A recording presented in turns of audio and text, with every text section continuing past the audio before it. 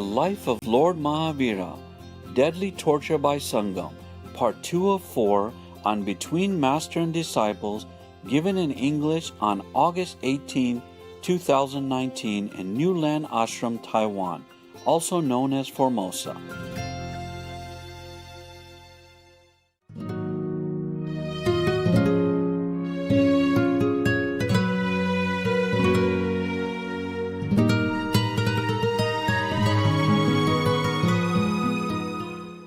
Today, we continue the stories of the Lord Mahavira. Interested? Yes. Today is a longer story than last time. Oh, and it's bad story. I'm warning you, okay? As I told you already, none in the history of humankind, spiritual practitioners, has suffered so much like Lord Mahavira. All in one lifetime. You understand? Other saints or sages, of course, they suffer. But maybe at the end of their life or in the beginning of their practice, one time, 2, 3 times. Lord Mahavira is continuously suffering up to now and still continue. There's still more story, okay? So, it's very, very sad. By the way, last time I said to you concerning this karma stuff, karma of the people around, karma of your country, people, karma of your previous lives, karma from the signed contract as well. The thing is, even like I told you last time, no matter who you are, you always have to pay for what you own. Either what you done wrong to other people, or some people has done some favor to you. Yeah, in this lifetime you must pay them in some sort of favor or actions. That's the way it is. Okay, but why does this have to happen? Why precisely? You would ask me why. Why the Buddha? The Buddha, the highest of all beings, why does he even have to suffer some kind of pain or sorrow or trouble? How would the Buddha done anything wrong, even in the past life? Reincarnated as humans or some exceptional animals. Why? Anybody know? How could the Buddha done something wrong in the past life? Or Lord Mahavira even done something wrong. How? I think because of the contract the master signed. Yeah, that's also. Yeah. To promise to save the all beings. To save all beings? Okay, good. I understand what you say. Yeah, this is like that. The Buddha had become Buddha eons and thousands and billions of kalpas already. But then he descended into a human form. Or then continue the cycle of reincarnation all the time, until he became Buddha again as Shakyamuni Buddha. During all these times of interaction with other beings on this planet, either in a human form or even in heaven as a heavenly God, there's always action and interaction between the Buddha or any master with other beings. And these interactions has to be carried out according to plan. Just like a theater, like a piece of drama is written so and so. Each one has to play that part, bad or good. Otherwise you can't be in that play, in that drama. Yes. The Buddha, highest of all beings in this world, even if he incarnated as a human, he had to do something wrong. Even against his conscience, he had to. He is forced to do that. Otherwise, he cannot be here on the planet as a human being. Understand? Therefore, some of the stories in the past life of the Buddha, he had committed something which is against his conscience. I told you already, forced by the arrangement of karma, yes. Because if there is no give and take on this planet, no matter bad or good, you cannot stay here. You cannot.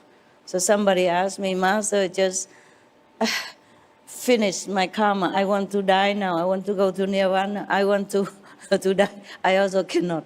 And if finish your karma, of course you die. But I also cannot do that.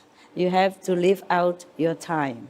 It's just like a prisoner in a prison. Even though he has the best lawyer who already argued his case, and he's going to be free soon. During the time, of all the process of paperwork or law, regulation, stuff like that, he still needs to be in prison and behave exactly like every other prisoner, good or bad. It's like that, yes. The best is not ever to incarnate in this world. That's what I advise you. So go home as quick as you can. Leave this prison and don't come back. If you behave well, I make sure you won't come back.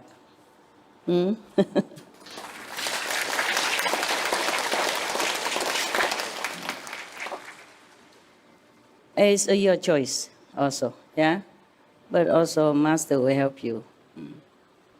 So sometimes you pray for something, it doesn't happen. Doesn't mean Master has no ears. Just that you pray for those things, no good for you. Or maybe it will happen another time, a longer time afterward. Many of my vision, long years ago, doesn't appear immediately. But now, for example, even my vision, because the time in the continuum of the universe is different from our timing. It's difficult to calculate by heaven's timetable. I remember a joke, a man asked God, is it true, my Lord, that 1 million years to you is just like a second? So God said, yes, it's true. Yeah. And is it true that $1 million to you is only $1? He said, it's true. So the man asked for $1. God said, wait a second. You remember, yeah? Okay, just like that. So sometimes the vision doesn't come true immediately, yeah? Okay? Or whatever you ask doesn't come true immediately. It has to meet the requirements of this universe, of this shadow universe, and of the physical world, huh? Remember the story, if I just catch a glimpse of SMTV, the story I told about the parents who prayed to have a kid, and then they gave birth to a son, and then by accident they tossed him around, and then he fell into the river, and the other family on the lower side of the river caught him by opening the stomach of a fish. It's just arranged like that. Because maybe this family, the later family, also prayed for a son, but the mother cannot conceive, or maybe too old, or they don't have enough merit to even conceive a son. So they have to share a son with the other family. Things are arranged in such a mysterious way that we're not always able to capiche, to understand. All right, I think I put my calendar behind. I'm reading your story now. I'm just telling you so that you know why Lord Mahavira suffer, Buddha suffer, the saints suffer. Or it seems like they do things that is not befitting the great enlightened person. They had to, because of the contract. Okay? The greater numbers of your disciples, the bigger the contract that you had to sign before you come down. So the master never had to choose any defect to come down here. It's written already. It's already fixed. Other people have to choose some defect in order to be born on this planet. Okay, let's go. This story titled Deadly Torture by Sangam. Okay.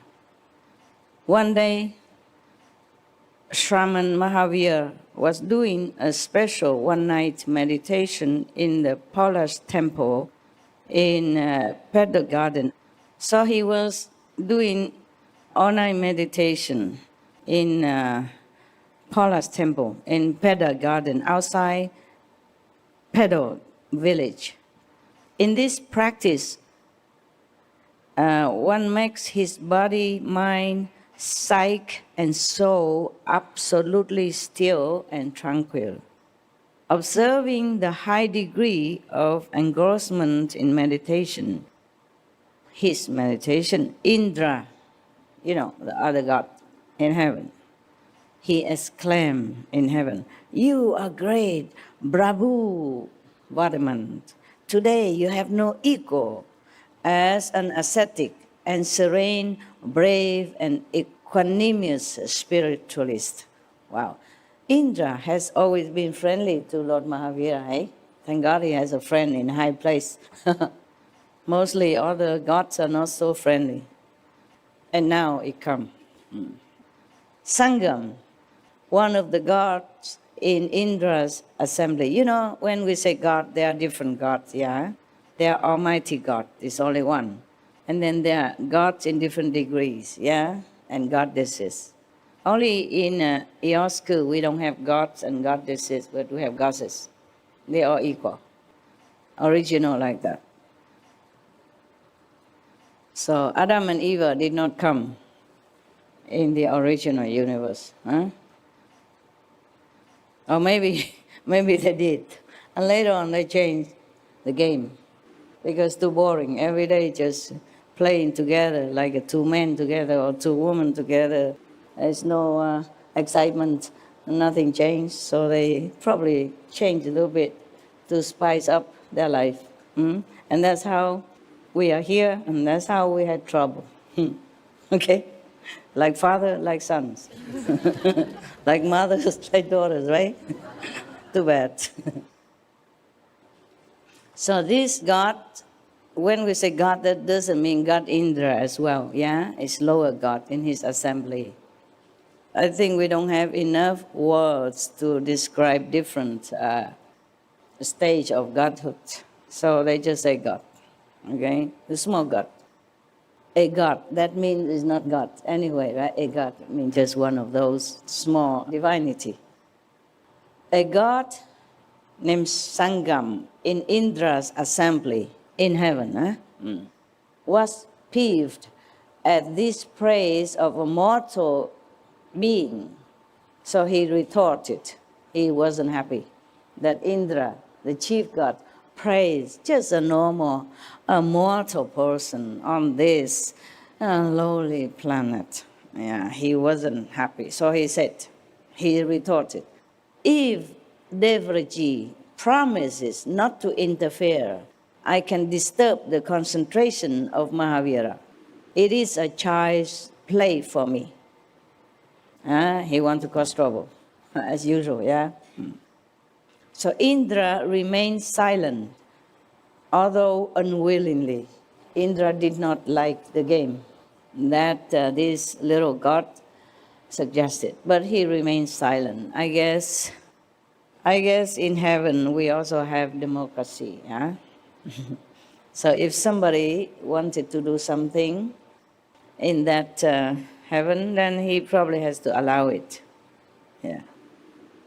Considering it to be affirmative, Sangam, with all his cunning and power, came to Pola's temple.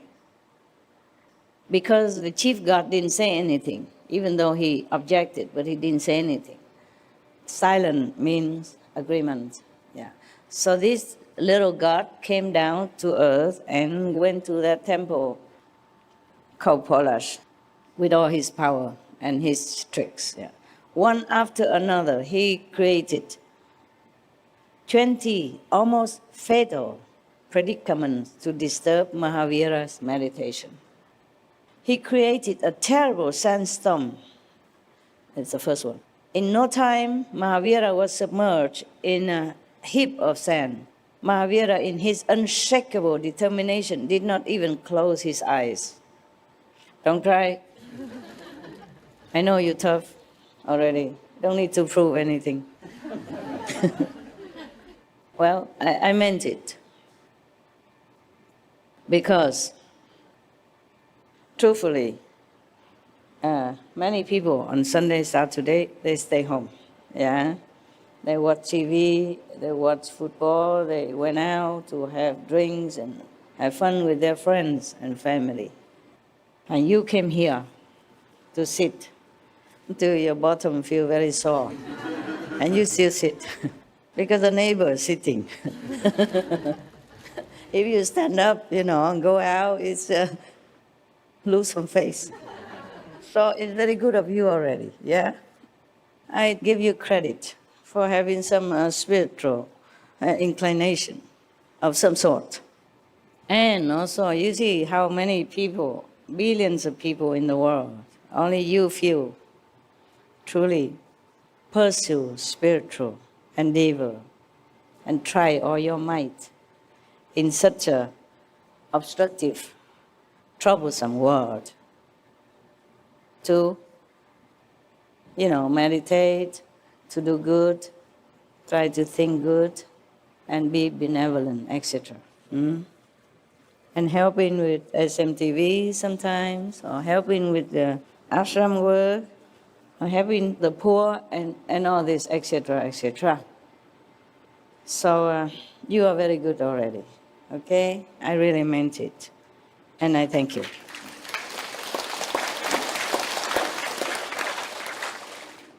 But for one of you who practiced, there are hundreds or thousands out there who doesn't. So please try. Please try to spread the good news for everyone. Teach your kids. Begin from your family on. Teach your children to be good, to be vegan. And share your knowledge or whatever you know. Share SMTV to other friends, neighbors, whomever you know, your colleagues and all that. That is some work to do already, yeah? And I thank you. We need a lot of hands to make this world a better place. I count on you. And some of you out there, some initiates out there who had no chance to be here today or any day, do your job. The best job is to spread the truth, yeah? And the veganism, to help the world to have peace. And to help the animals not to suffer at all, except in the natural course of their life.